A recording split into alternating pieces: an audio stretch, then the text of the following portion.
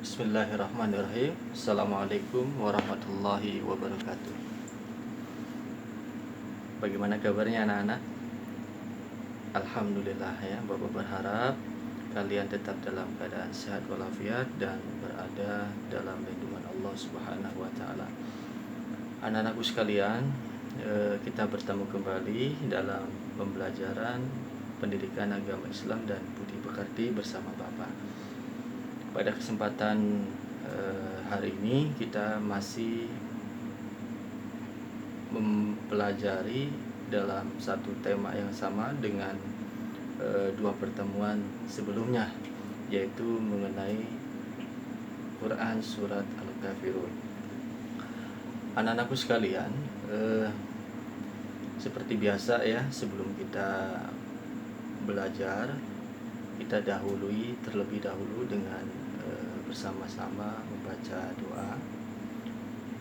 Berdoa dimulai.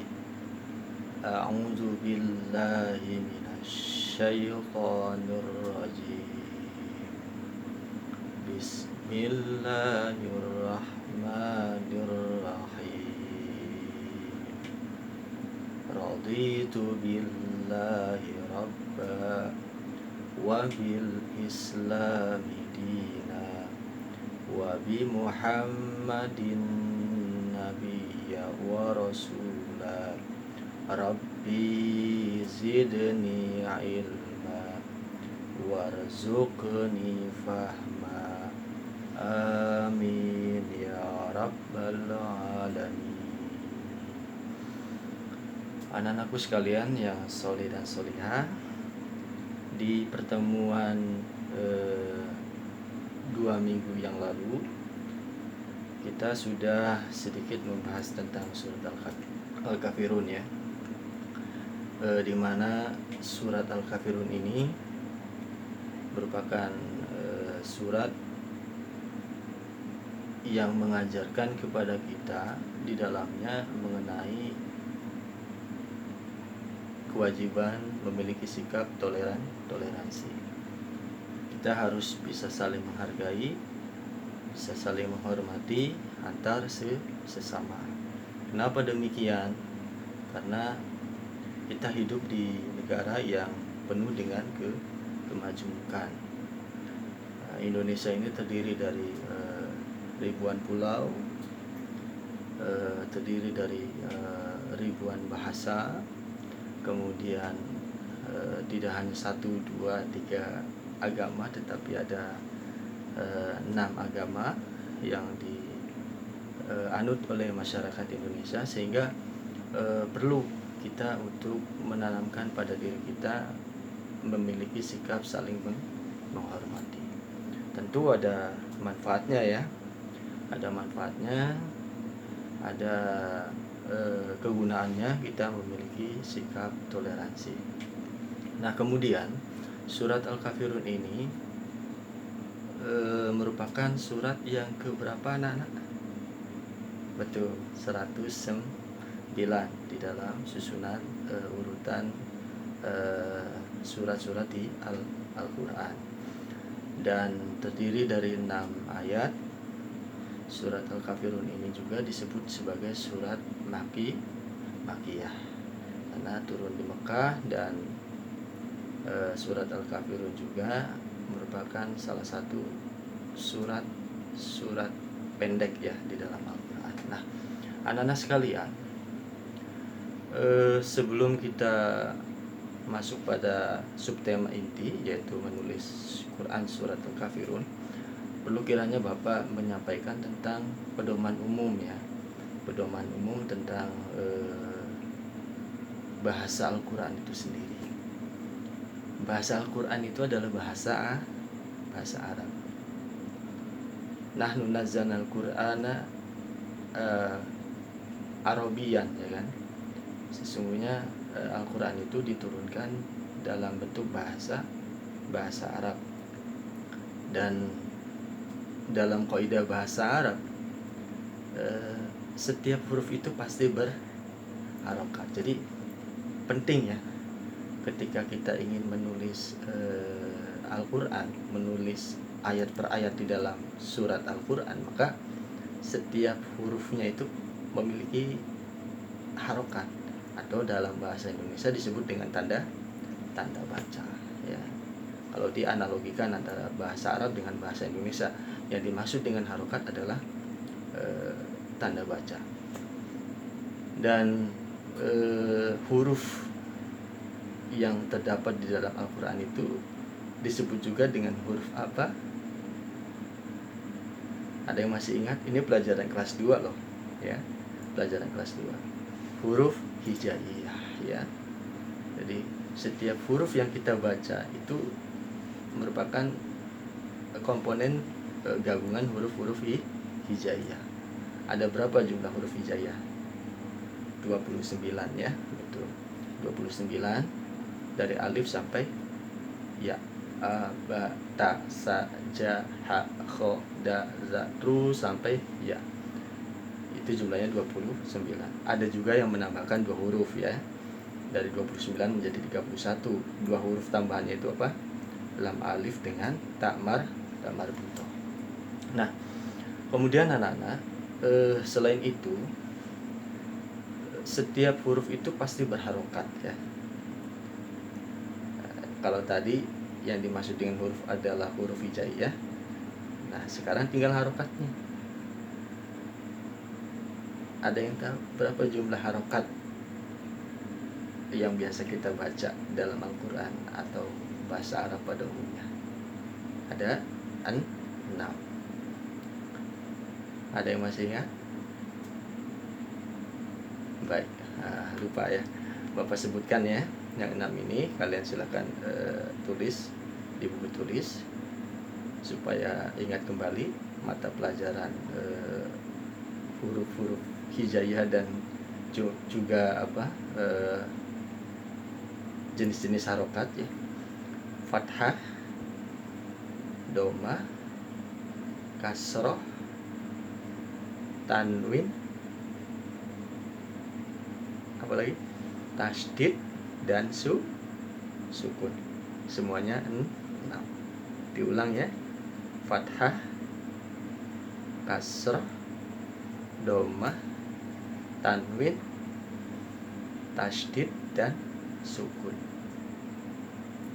Dari ke-6 ini yang tanwin itu terdiri dari 3. Tanwin ini bisa fathah tain, bisa kasrotain, bisa domatain ya. Jadi kalau digabung semuanya ada berapa? Ada 8 ya. Nah, dari ke-6 harokat ini, kalau kita ambil salah satu huruf hijaiyah saja, maka misalnya huruf ba ya, maka bunyinya seperti apa? Ba, bi, bu, ban, bin, bun. Kemudian kalau yang tasdid robbana ya.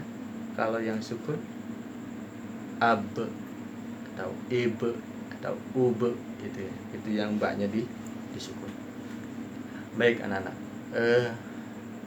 Kemudian pengetahuan yang atau materi yang perlu juga kita ketahui tentang tata cara menulis Al-Quran mengenai huruf ya, mengenai huruf yang bisa disambung di awal, tengah, dan akhir.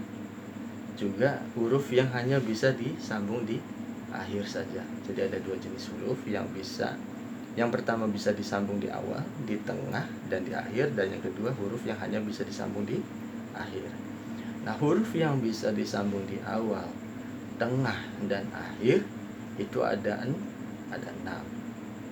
Apa saja? Qaf, kaf, fa, la atau lam, nun, mim, dan ain ya. Bapak ulang, ada 6 jenis huruf yang bisa disambung di awal, tengah, dan akhir, yaitu qaf, kaf, fa, la, na, nun ya, mim dan ain. Mohon maaf, bukan 6 tetapi 7 ya. Qaf, kaf, fa, lam, nun, mim dan ain. Jadi ada 7 huruf yang bisa disambung di awal, di tengah dan di akhir. Kemudian huruf yang hanya bisa disambung di akhir, yaitu ada 2 huruf, yaitu wawu dengan ro. Nah, bagaimana prakteknya nanti kita bisa lihat ya dari sebuah surat saja dulu, yaitu surat Al-Kafirun yang kita pelajari hari ini. Kemudian anak-anak kita mulai belajar menulis surat Al-Kafirun. Namun ada beberapa hal yang perlu kita persiapkan terlebih dahulu ya, dan kita ketahui terlebih dahulu sebelum menulis Al-Quran, menulis surat yang ada di dalam Al-Quran. Yang pertama, menulis surat Al-Quran itu atau ayat Al-Quran itu diawali dari kanan ke kiri. Berbeda dengan tulisan bahasa Indonesia yang dari kiri ke kanan. Nah, kalau bahasa Arab atau bahasa Al-Quran dari kanan dulu baru ke kiri. Kemudian yang kedua, untuk menghindari kesalahan dan memudahkan kita untuk menulis ulangnya, menulis ulang huruf per huruf ketika kita melakukan kesalahan tulisan, maka gunakanlah pensil terlebih dahulu ya. Gunakan pensil supaya ketika salah itu bisa kita dengan mudah untuk menghapusnya. Lantas yang ketiga, teliti ya, teliti dalam harokat dan tanda baca, seperti yang Bapak sebutkan tadi, tanda baca dan harokat ya. Harokat bunyinya seperti apa, tanda bacanya seperti apa ya, itu harus kita ketahui terlebih dahulu. Kemudian sebelum menulis Al-Quran, maka kita juga menyiapkan mushaf Al-Qurannya ya, supaya sebagai pembanding ketika kita ingin menulis itu ada contoh tulisan suratnya sehingga kita mudah ya. Dan yang terakhir, alangkah baiknya kita buat garis terlebih dahulu ya, garis yang lurus supaya tulisannya ini terlihat rapi, tidak ke atas, tidak ke kiri, kecuali tidak ke atas, tidak ke bawah, kecuali kalau kita sudah terbiasa menulis ya.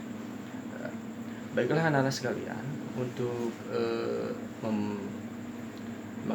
mengefektifkan waktu ya, silakan kalian simak tulisan Quran surat Al-Kafirun yang sudah Bapak contohkan. Ini tulisan tangan ya, bukan dari tayangan file-file di luar, baik itu melalui tayangan video maupun file yang kita ambil dari komputer, tapi ini murni dari tulisan tangan sendiri, sehingga kalian bisa melihat dan mempelajarinya dengan mudah ya. Baik, kita lihat bersama-sama ya anak-anak. Coba lihat anak-anak sekalian, biasakan diri sebelum kita menulis Quran, surat dalam Al-Quran, maka didahului dengan bismillah ya. Bismillahirrahmanirrahim. Kemudian yang kedua, masuk ke ayat yang pertama. Qul ya ayyuhal kafirun ya. Nah, ini anak-anak kalian bisa praktikkan huruf-huruf yang bisa disambung di awal, di tengah dan di akhir. Di antaranya ada huruf apa aja? Ada qaf ya, kemudian ada kaf, ini di akhir ya, kemudian ini ada fa di awal. Kemudian huruf yang selain itu maka tidak ditemukan ya. Di sini ada 3 contoh huruf huruf yang bisa disambung di awal dan di tengah. Qaf dengan kaf. Masuk ayat yang kedua. la a'budu ma ta'budun, ya. Nah, di sini ada huruf ain yang disambung di awal, ya. La a'budu ini disambung di awal dengan ba, ya. Kemudian ada mim, ma ta'budun. Di sini ada mim. Mim juga bagian dari huruf yang bisa sambung di awal, ya. Masuk ayat ketiga. Wala antum abiduna ma a'bud. Ya. Ayat keempat. Wala ana abidum ma abattum. Ya. Ayat kelima. Wala antum abiduna ma a'bud. Lakum dinukum wali yadin. Nah,